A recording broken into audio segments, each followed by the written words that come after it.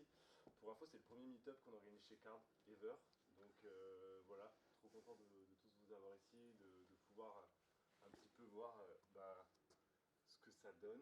Et puis vous présenter surtout Card très rapidement. Donc juste pour vous expliquer, bon, c'est un peu, je pense, c'est peut-être pas courant qu'un recruteur prenne la parole pendant ces talks-là. L'idée, c'est en fait, de manière transparente, on n'a même pas de poste ouvert.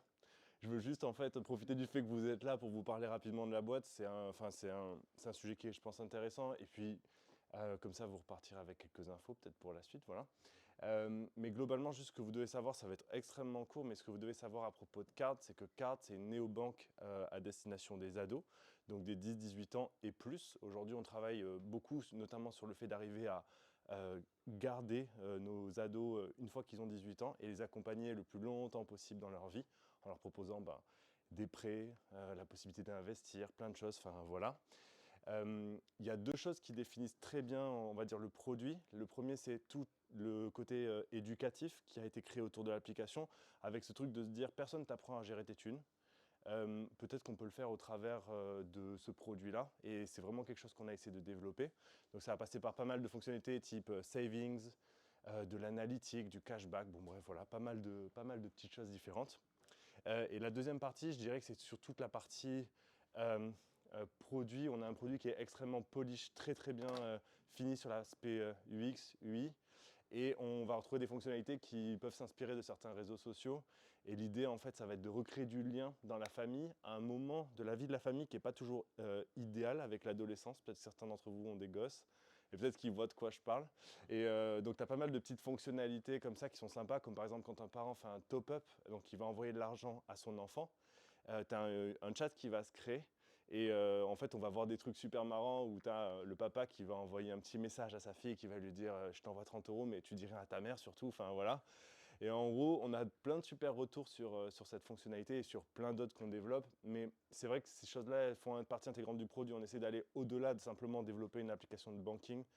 On s'adresse à une cible qui a l'habitude de voir autre chose. Donc voilà, on essaie de suivre là-dessus. Dernière slide pour la partie présentation, mais comme ça vous avez toutes les infos. Donc la boîte, on était en train tout à l'heure de discuter avec Romain sur la date de création de Card. Moi je suis arrivé un petit peu après, lui c'est le premier employé, donc vous aurez la chance d'avoir vraiment le pitch d'un des mammouths de Card, voilà. Mais en vrai, donc la boîte elle a un peu plus de 3 ans aujourd'hui, on est 35. Ce qui est intéressant de noter, c'est qu'il y a beaucoup de gens qui viennent de très grosses scale-up qui rejoignent Card. Souvent parce qu'en fait dans ces grosses boîtes, là j'en cite quelques-unes, Back Market, Ornica, etc. Enfin voilà. Souvent dans ces boîtes-là, en fait les boîtes ont scalé très très vite. Les scopes au niveau du boulot, ils se sont quand même pas mal resserrés et puis les gens ils voient de moins en moins leur impact. Et en gros nous ce qu'on essaie de faire à contrario de ça, c'est on a beau avoir une très grosse croissance en termes d'utilisateurs, etc. On essaie de garantir ce truc-là aux gens qui viennent bosser chez nous et de leur garantir le fait que ils auront beaucoup de latitude dans leur job. C'est ce qui fait qu'on a une petite équipe, mais avec des gens qui sont très très talentueux. Et j'en suis très fier parce que voilà, c'est vrai que non, c'est pas grâce à moi parce que je suis arrivé après, donc il y a plein de gens qui sont ici depuis très longtemps. Il y a très peu de churn, mais c'est vrai que je suis content de bosser dans une boîte comme ça parce qu'il y a une atmosphère qui est très particulière. Les gens ont de l'expérience et c'est cool de voir que c'est une petite boîte, mais qui est très très processée. En termes d'utilisateurs, on est à 200 000 familles qui utilisent notre produit. Donc une famille, on va compter minimum 2 personnes, mais ça peut aller à plus en fonction des abonnements. Je ne vais pas rentrer là-dedans, mais voilà, il y a une très très grosse croissance actuellement qui est due à plusieurs facteurs, notamment en fait le fait que déjà les parents utilisent de moins en moins le cash pour donner de l'argent à leurs enfants. Donc de plus en plus, quand ils partent en colo ou en vacances chez les grands-parents, ils vont leur donner au travers d'une application comme celle-là, puisque les parents ont l'habitude d'utiliser des Lydia, des Revolut, des choses comme ça. Ça c'est le premier facteur. Il y a aussi le fait que les ados, 90% d'entre eux ont un smartphone. Il n'y en a que 20% d'entre eux qui ont une banque, quoi, qui sont bancarisés. Donc voilà. Et après, d'un point de vue levée de fonds, c'est peut-être un peu moins intéressant pour vous et moins pertinent pour l'échange, mais on est au tout début. Ça fait 3 ans et la boîte, elle a levé uniquement en seed. En fait, c'est des gens c'est un pool d'investisseurs qui est là depuis le début et qui soutient la boîte et la croissance de la boîte from scratch. Et là, on est en train de passer sur l'étape supérieure parce qu'on est en train de préparer notre première série A qui aura lieu dans les mois à venir. Voilà. Donc beaucoup de challenges chez Card pour le coup. Voilà, globalement, je pense que vous avez une bonne petite overview. J'essaie d'être super synthétique. Et voilà.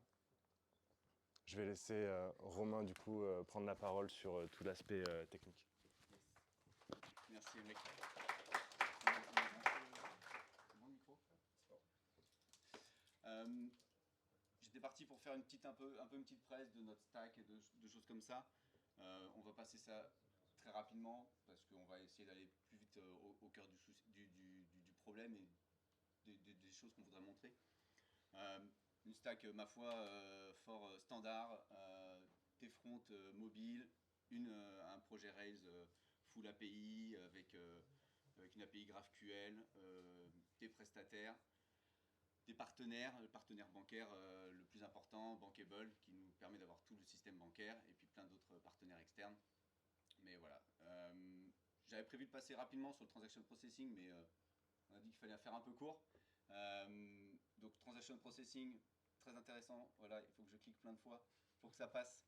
Et donc l'idée c'était un peu de parler de ça et de parler de nos problématiques, des interactions entre nous, l'API, le mobile, le shop dans lequel le user va utiliser sa carte, Bankable qui est notre prestataire bancaire, et comment on optimise un peu tout ça et comment on interagit à ce niveau-là. Et le cas particulier de quand le user n'est pas dans un shop, mais quand le user va initier une transaction, envoyer de l'argent à un ami ou autre, là en fait, Bankable ne nous permet pas de préciser quel type de transaction on va faire. Est-ce que c'est un envoi d'argent, une réception d'argent, tu mets de l'argent sur un vault, tu envoies de l'argent à un ami, etc.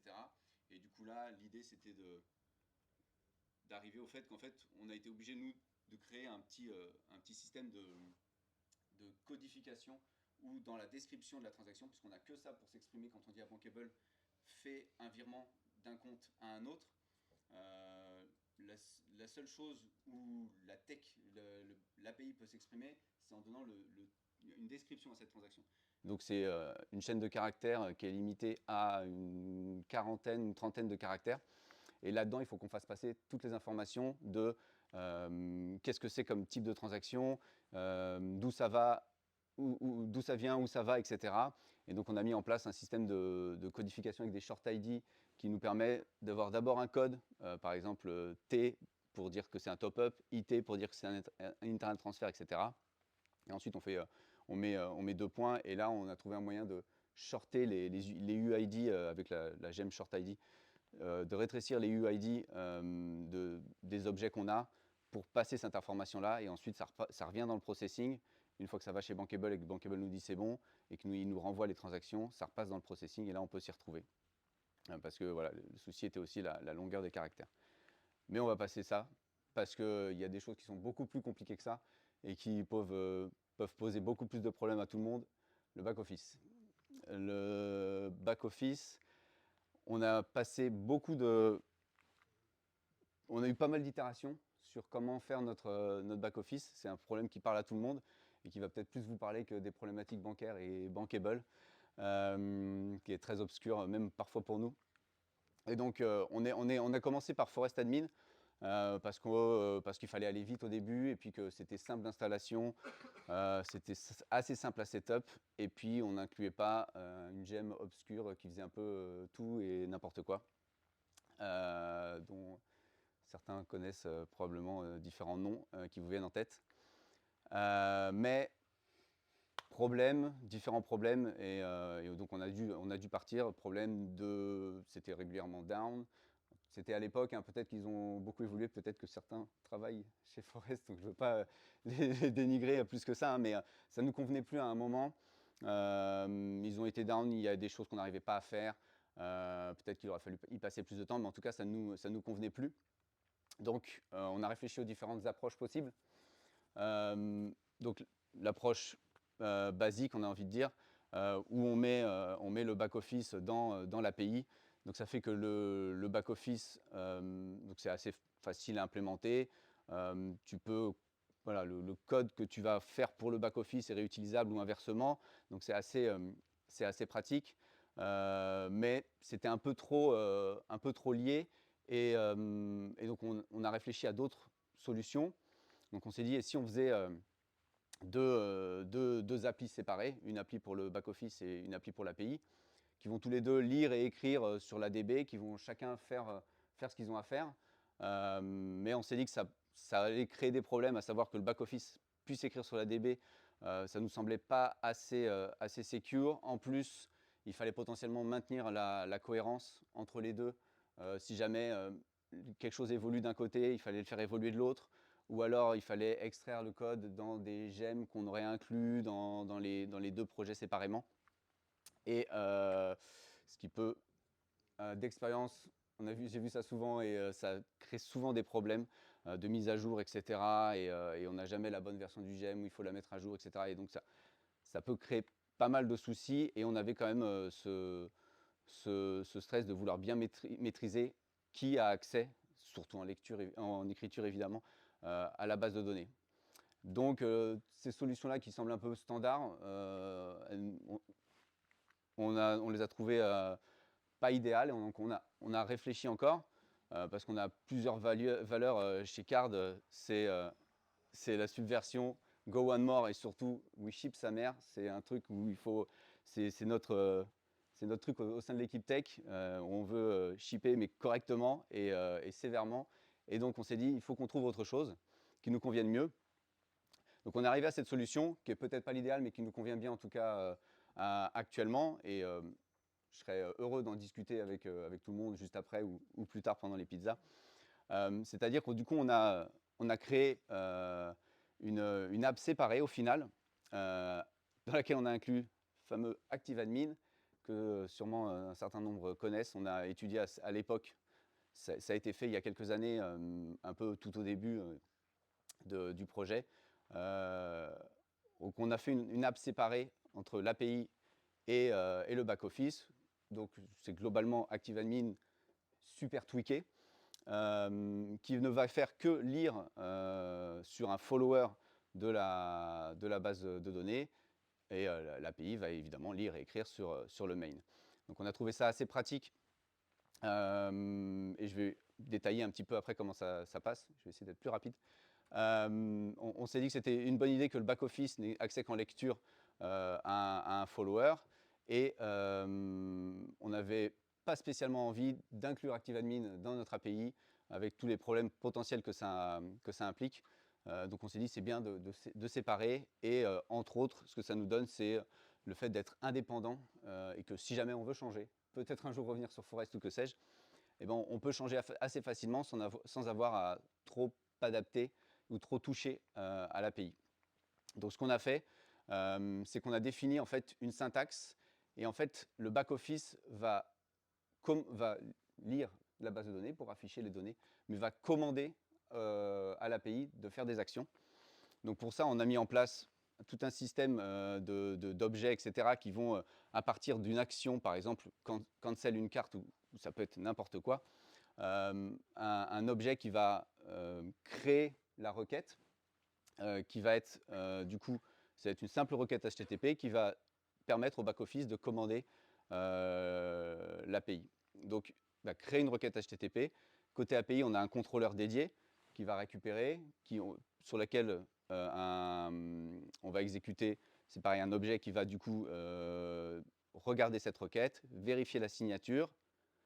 Donc évidemment, toutes les requêtes sont signées avec le payload, etc., pour être sûr que si on reçoit cette requête, ça vient bien de notre back-office, avec la clé secrète, évidemment.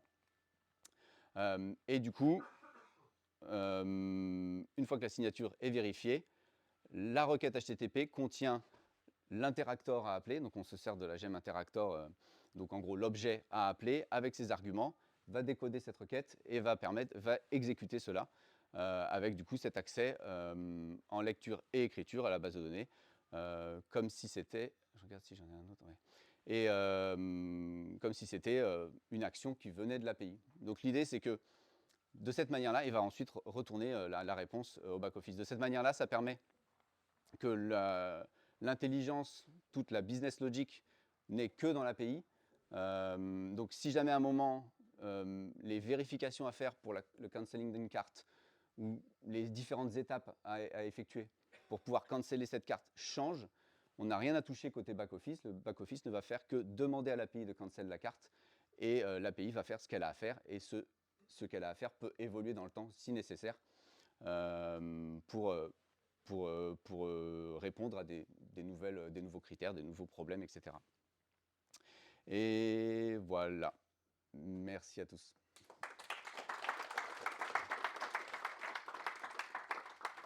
Est-ce que vous avez des questions, des remarques? On aurait dû faire autrement peut-être.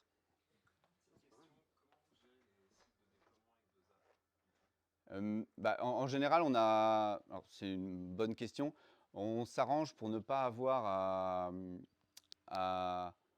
en fait, il n'y a pas spécialement de soucis. Je ne sais pas ce que tu entends par cycle de déploiement en fait. C'est-à-dire que quand on fait évoluer d'un côté ou de l'autre, il n'y a rien à changer au niveau de l'interface. Alors, on a, ouais, alors ça je ne l'ai pas précisé, on a les modèles qui sont inclus quand même en dépendance côté back-office.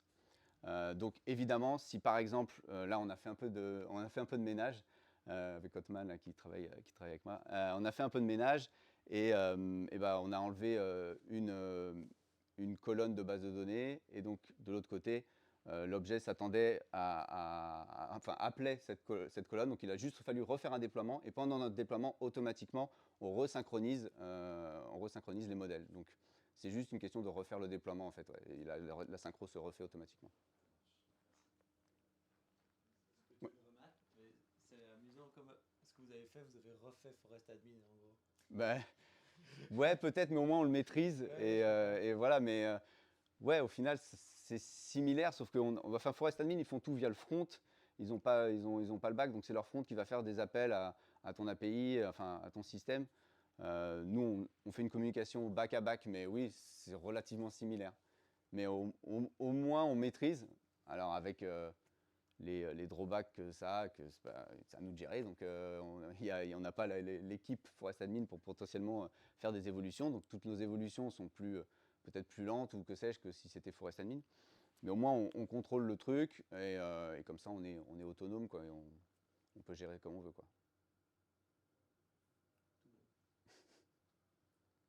Ouais. Vous aviez arrivé également les engines pour architecturer ça, pour séparer un petit peu toute la partie service. Non, on n'avait pas regardé ça à l'époque et c'est vrai que je maîtrise pas trop le sujet, donc non, je regarderai. En tout cas, on peut en discuter parce que moi, je me suis posé la question il n'y a pas longtemps, j'ai quasiment la même architecture avec. Ok, avec plaisir. Mais non, on n'a pas regardé. C'est une archi qui date de peut-être 3 ans, 2 ans et demi, donc c'était assez tôt dans l'évolution de Card. Il y a probablement plein d'autres idées et je serais content d'en discuter avec tout le monde sur comment améliorer les choses. Mais en tout cas, c'est ce qui nous convenait à l'époque, quoi. Dans l'état de nos connaissances et du temps qu'on voulait y passer pour l'époque. Autre question? Non, merci beaucoup. Merci à tous.